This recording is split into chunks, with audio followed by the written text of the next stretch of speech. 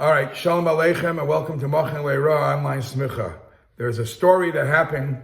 Somebody told, I think a family member of Rabbi Yoshev, told him of an interesting story in Nebuch, a tragic story that happened in Auschwitz.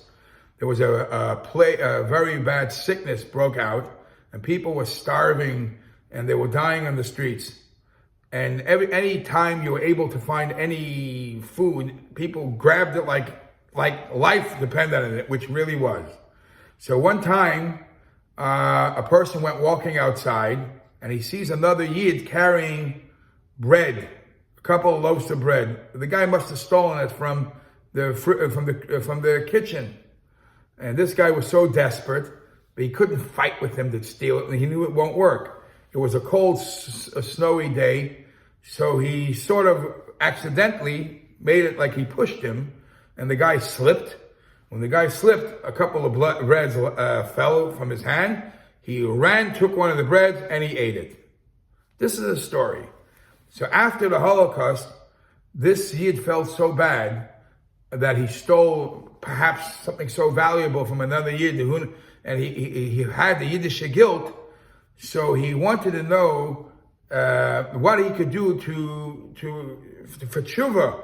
He wanted to find the Yid who he stole the bread from to give it back. And he couldn't find him. So he came, so he says that the person who did it decided that the right thing to do is to do a community tzedakah. He did tzarchei rabim with the amount of money of the bread. And we know that in Shulchan Aruch we learn about it in Sin Sabach Vav Sif Beis, that the Royim, the shepherds, that goes to tax collectors that they steal from Rabbim. The way to know how to, there's no way how they can for sure do tshuva. So the way they do tshuva is do a community things.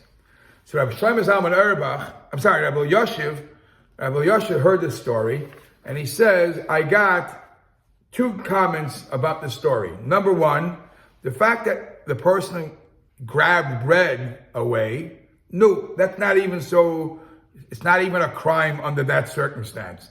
The Gemara says a story in Maseches Yuma Daf Pei Gimel of Rabbi Yehuda and Rabbi Yossi were walking, and Rabbi Yehuda became extremely hungry, and he had a craving that he couldn't overcome, and he took something to eat.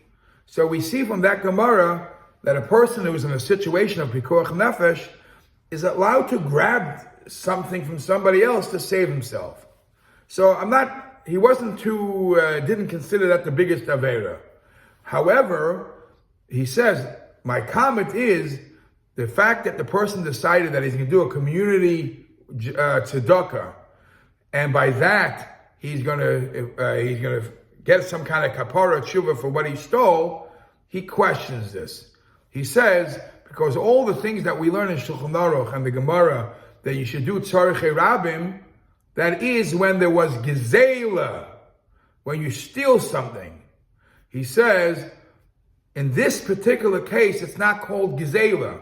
In this particular case, since you took something kedin, since, as I said, he was perhaps allowed to take it, the only thing is, you could take it because it's desperately needed. But once you get back to yourself, you have to pay back your money you took. So it's more like a loan. The Gemara doesn't say that tzarchei rabim is a tshuva to pay back a loan that's outstanding. The halacha speaks about that tzarchei rabim is a tshuva for when a person steals from rabim, but not when you take a loan and you didn't pay back. So the question also becomes, if a person, basically the question is, if you take a loan from somebody, and after time you don't remember who you took the loan from, will there also be the right approach? Go do a community matter. What does a community matter have to do? Mainly when you do gzela derabim, when you steal from many people, so I could understand maybe doing a community thing, being that you stole from many to make a community thing. But when you steal from an individual, you just don't know who you stole from, or when you take, or you took a loan from somebody and you don't remember who the loan was from, how would an individual business be passed over because you made a community matter. So in Sefer Avnei Mokem, it's actually put in Pitzchei Choshen, he says this whole thing about the Tzorchei Rabim, that when you do Tzorchei Rabim, it causes a tshuva, it also has to be explained. Why? How is it that if I build a well, or I fix the water supply, what does that have to do to the guy who I harmed? How do I know if he's even going to benefit from it? And even if he is going to be one of the benefactors from it, that means other people are also chipping away. I stole much more from him. I stole only from one person. So there are different ways how to discuss this halacha.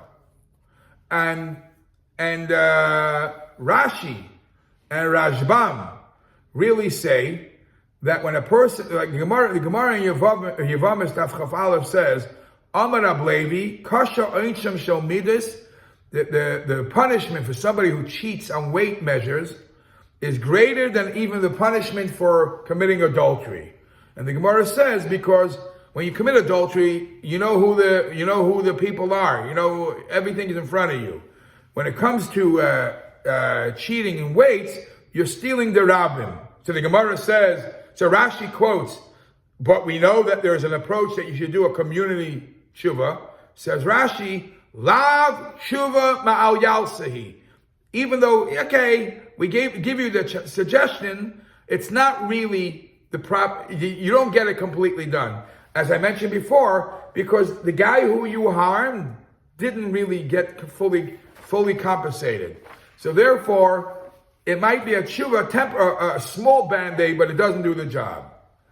So there's a sefer, Kol Mishal Esecha, that he brings an interesting story of a person who asked Reb Chaim Kanievsky that he remembers that he took a loan from somebody during the time of the war.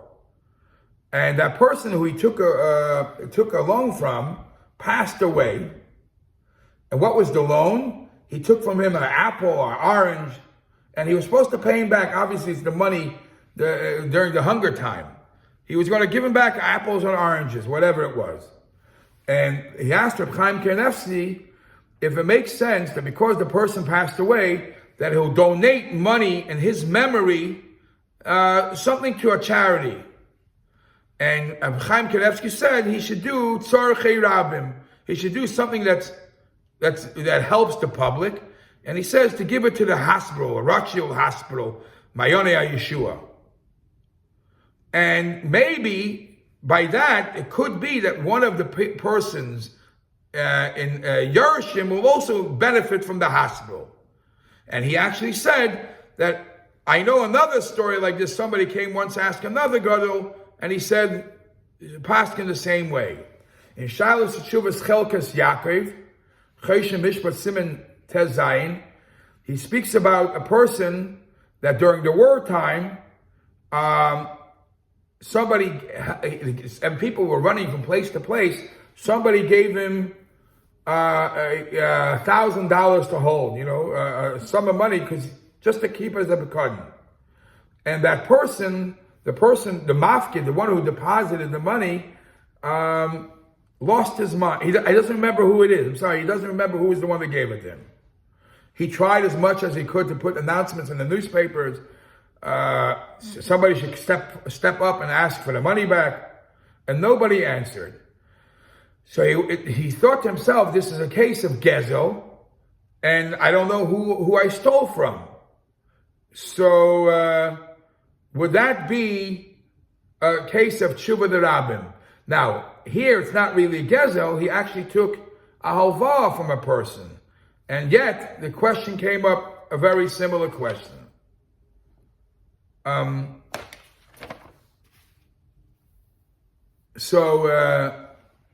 Reb Dessler actually explains what's the benefit of doing tzarchei rabim.